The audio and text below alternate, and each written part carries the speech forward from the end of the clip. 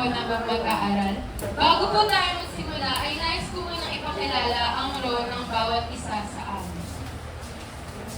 Kami nga po pala ang grupo at ang aming presentasyon ay patungkol sa mga abilidad ng isang manggagawa. Nais ko ipakilala ang aming main character na si Destin Carl Alulaen, na gumaganap bilang isang estudyante na magiging manggagawa bilang magiging isang ganap na doktor na maabilidad at may determinasyon. Si Kian Ramos, ang kanyang ama, si A. Harrison bilang kanyang ina. At ang kanyang mga kaibigan na si Nariel Benitez, Red Nestor, at Buse. At ang kanyang kapatid na si Rian Cruzada. Pati na rin ang mga doktor ng mga kasama niya na si Chantal Balanis at Picanya. At ako naman bilang narrator at tagapagsalita sa graduation na darating sa graduation ni Nestor.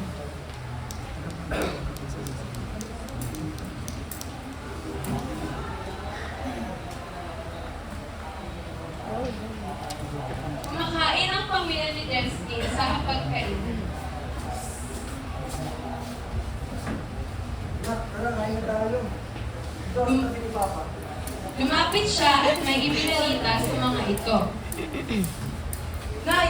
Tay! May magandang balita po pala ako sa inyo. Ano naman yun? May enrollment na po sa amin ngayon sa college po. Pwede po ba kayo sumama na Tay? Diyos ko, Justin. Tanda-tanda mo yan. Lalaki ka pa. Di ba kaya, Pero Nay, kailangan kayo doon. lalaki ka, Justin. Alin mo yan? Ito, Tay. Alam mo, nung kabataan ko, ako lang nag-enroll mag-isa ko. Kalalaki ng tao, hindi ka marunong tumayo sa sarili ng mga paa. Mag-enroll ka mag-isa mo. Kaya mo na yan. Ay, Max, pa! Enrollan na rin po pala namin. Pwede niyo po ba akong samahan? Sige. Sa mamaligo. Tayo sa gabi. Ikaw muna, asin mo na. Teka. Bakit ganun sa inyo at si Tay? Di man nila ako binibigyan ng pagmamahal. Hindi nila ako sinusuportahan.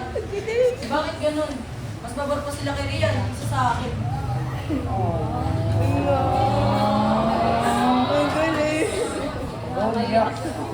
Huwag tumutuloy, regla ko. Dumating na ang araw ng enrollment. Mag-isang pumunta si Destin na ang kasama lamang ay ang pangarap niya na makapag-aral.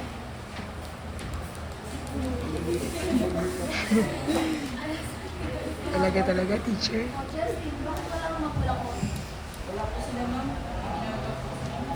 Lagi na lang ganyan taon-taon. Sige, hanapin kita dito. Ikaw ba si Justin A. Ramos? Dito ang session. Maraming salamat.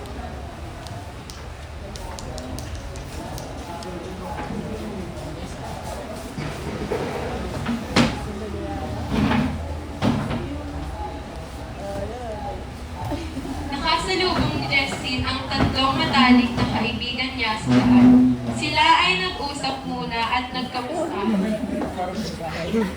Mga bad boys.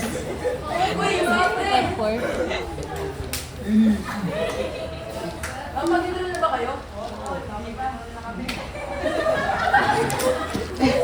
Ano session nyo nga pala?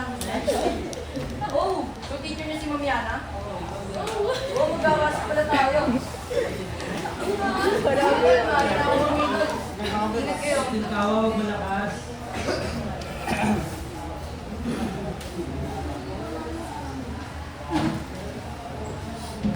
Araw-araw si Destin pumapasok ng maaga. Dala ang determinasyon niya makapagtapos ang pag-aaral at matupad ang kanyang mga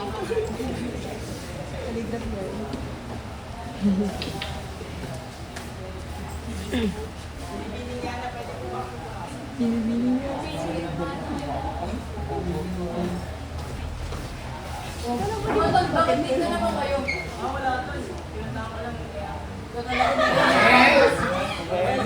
Magandang umaga sa mga lahat. Ako ang nag-iimbestiga sa 4 na kwarto. Ako nga pala si Yana Joya Claire Diwata. Maaari na kayong magpakilala sa inyong mga sarili. Ako na po kuya. Ako si Delrena.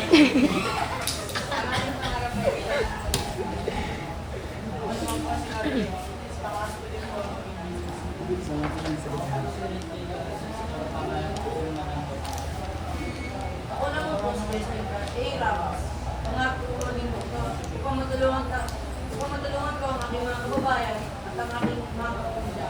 At para mayahan sila sa kahirapan. Napapansin ko na lang kasi na laging umuubo si inay, nais ko po sana siyang tulungan sa kanyang sakit. Ay, mahusay yan, Jessie.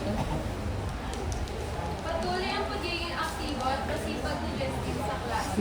Siya ay laging nagtataas ng kamay, gumagawa ng mga gawain, at hindi pinapapayaang makakuha siya ng mababang. Dahil sa kanyang determinasyon at kasipagan, patuloy na tumataas ang kanyang grado. Sa mga taong hanggang sa tumungo na sa huling pagsubok ng pag-aaral niya sa kolehiyo.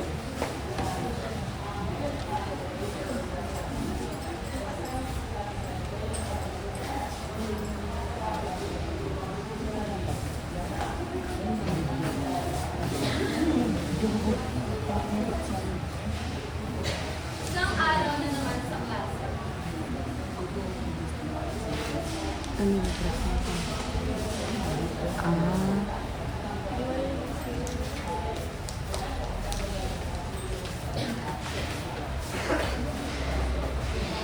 Pagpapatuloy ng pagklase, nagbigay ang guro ng isang gawain sa mga pag-aaral. Magandang umaga sa inyo lahat.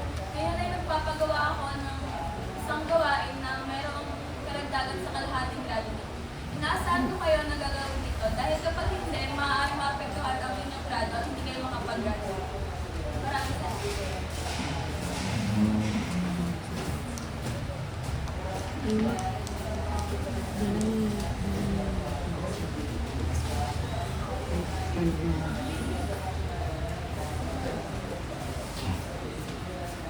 Sa ilang linggong lumipas, di pumasok si Jessie sa paaralan.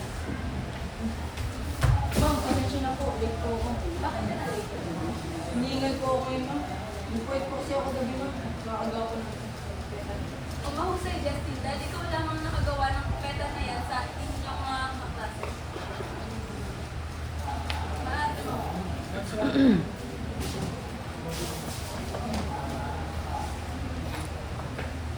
Araw ng pagtatapos. Masaya ang lahat. Ngunit, walang magulang na dumalo para kay Jessie. Wala ang kanyang mga magulang sapagkat graduation din ang kanyang kapatid sa kanya. Tahimik niyang tinanggap ang lungkot habang paakyat sa entablado. Ngunit andito naman ang kanyang guro upang siya ay support.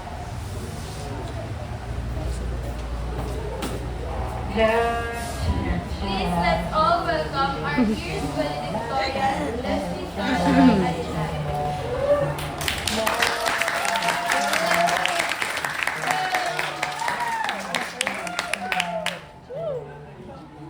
Teka, kasi inyo yan si Itay. Ba't di sila dumalo sa aming graduation?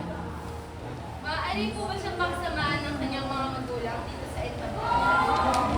Ako na lang natin yung mga magulang.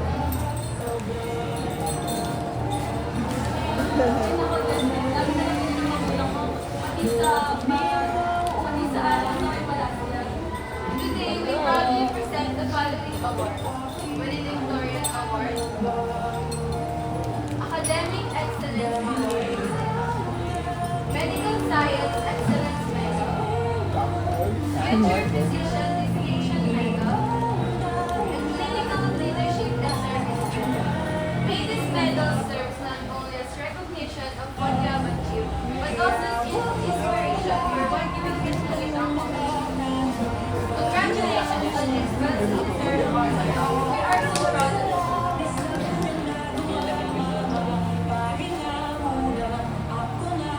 Ngayon, ibigyan natin ng kalayaan ng ating years valedictorian na ibigay ang sa inyong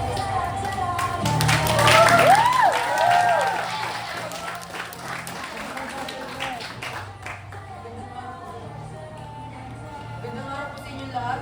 Ako po si Jessie Carl A. Ramos. Kung may bahagi ang aking taos pusong pasasalamat, ako ay nandito sa inyong harap upang magbigay ng inspirasyon. Inaari ko ito, inaari ko sa aking mga magulang at guro. Wala po ako ngayon dito kung wala kayo. Maraming salamat, nanay at tatay. Nakagraduate na ang kuya nyo. Nandito ako para maging top student at Yan ay para lahat sa inyo. Kayo ang naging motivasyon ng aking buhay at kayo ang nagpalaki sa akin nang wala kayo. Maraming salamat, Inay.